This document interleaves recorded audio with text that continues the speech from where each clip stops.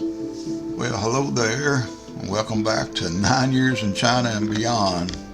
Mostly it's the beyond these days. It's been a while since I've been back in America.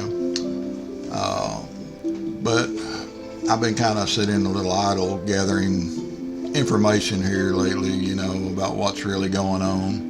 Because I talk to China every day. There's somebody every single day, one of my old students, a friend, somebody I'm talking to every day.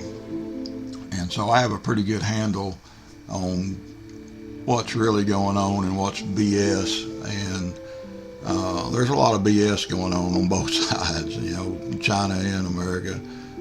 Because a lot of these people make videos, really, they're not talking to the people. I lived there for a long time. And my arm's pretty long. When I need to find out something, I can usually find it out.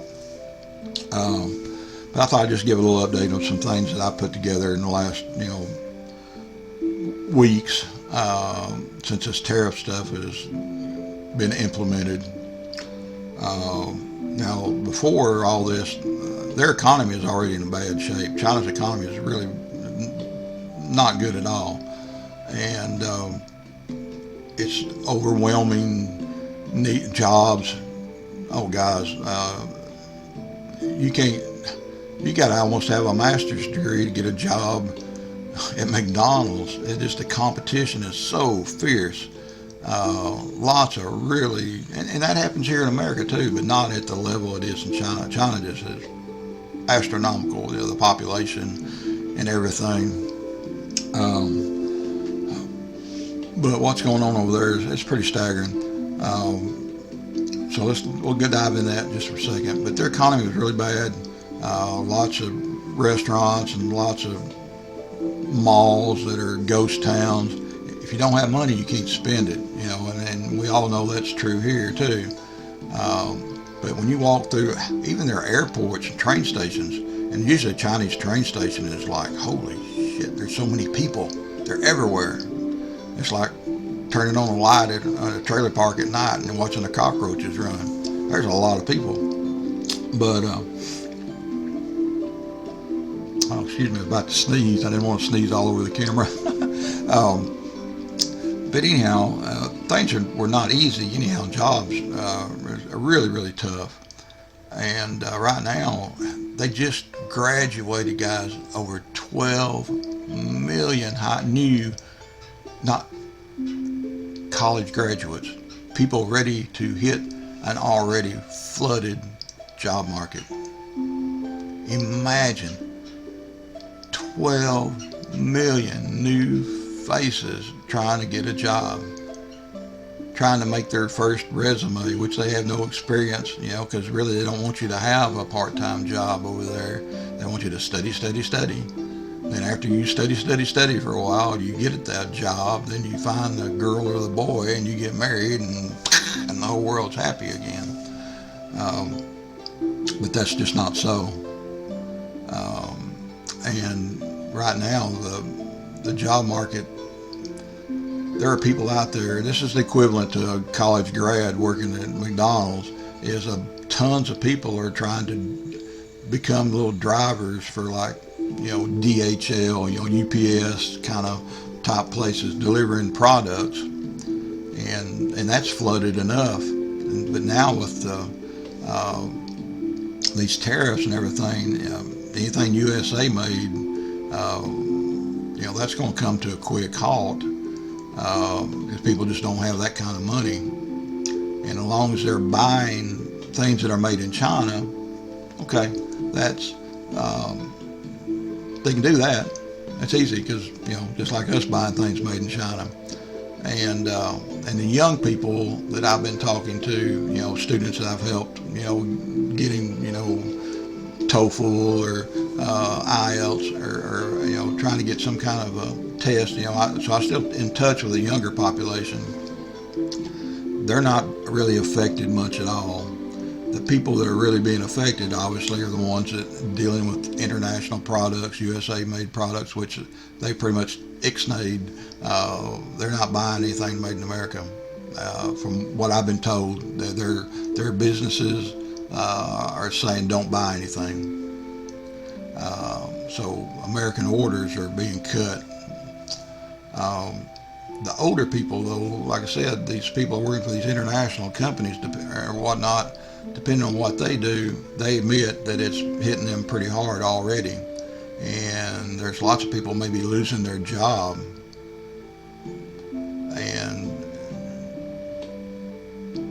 it's never good, because the job market, you need to have a good job market, obviously. You can't grow. You can't grow if you're shrinking. There's no way. Um, so that's going on over there. Like I said, and the people that are involved with those businesses, they're starting to suffer. And even the girl I call my daughter over there, even her husband, they're worried about his job. Now the other thing that's going on, and the young people who are getting in on this stuff, is if you've ever been to Asia and you walk down any street almost anywhere, you always see food vendors. And they're selling like hot dogs or chicken sandwiches or candy or lots of candy and cookies. Oh my God! But there's always a couple of them on every street. Well, now these big streets and main streets in these cities they're stacked up. Even 18-year-old, 20-year-old people are out there with their own little version of a food truck, trying to make anything they can, just trying to survive. So imagine you either got a college degree or whatever, and you're trying to deliver products just to make ends meet, or you're out on the street, good weather, bad weather, rain, sleet, or snow, yada, yada, yada, and you're trying to sell a damn hot dog just to have something to eat. That's not a good scenario. And China doesn't like people to talk about stuff like that, but this is what's happening, guys. So the market is tough. Getting a job is tough. And there are a few people that are determined, that are still able to make money teaching English, even though President Xi hates English. He hates the West. Hates the West so bad, it's unbelievable. But he knows he has to play ball with the West. And another example of what's going on over there, if you're not willing to do the food truck thing, my little Chinese daughter, she started a business delivering food out of her home. She's a good cook, a really, really good cook. And she's always looking for something to make money. She's got a little boy, got a husband, especially if he was to lose his job, it'd be terrible. So all of a sudden here, a few weeks ago, she said, well, she always calls me Daddy. Daddy, all right, I'm going to do this. And I said, well, go for it, girl. If that's what you want to do. But she's cooking meals every day. She's buying the little plastic lid trays and drinks and all that, and she gets the stuff made, and she's having to do all of this by herself. Her mother-in-law and somebody's always taking care of the little boy, and she has to cook it, hit the road delivering product, and trying to make money. You can imagine the overhead, and I haven't really got to talk to her about it. You get up every morning or every afternoon when you're done, you have to go to some kind of street market, and you're buying potatoes and rice and meats, whatever you're going to cook the next day, and it never stops. Then you never get your time back, right? So you have to do the same thing every single day. It's going to wear her out if she doesn't get some help. But the people are willing to do anything just to make a little bit, and you got to have, guys, you got to, even in China, you need to make if you compare the yen to the dollar or whatever, but, like here in America, they used to always say you need to make $100 a day no matter what to survive. And now it's a lot more than that, right? So it's kind of the same philosophy, just the different structure of their dollar, and the yen's different. You got to make, not gross. You got to net put in the bank, money to spend. You got to have a figure that you can live with, and that's what's going on with her right now.